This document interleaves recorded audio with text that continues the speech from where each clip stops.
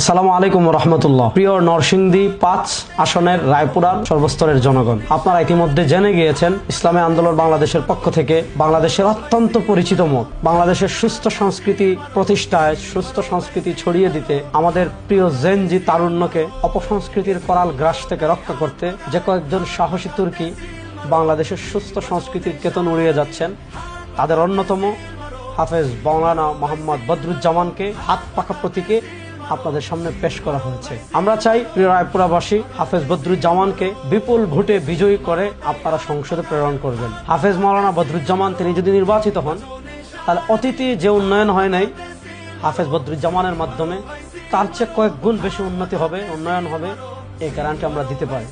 তাই আসুন আগামী জাতীয় সংসদ নির্বাচনে আগামী ১২ ফেব্রুয়ারি সারাদিন প্রিয় রায়পুরাবাসী হাফেজ মাওলানা বদরুজ্জামানকে হাত মাখা মার্কায় ভোট দিন।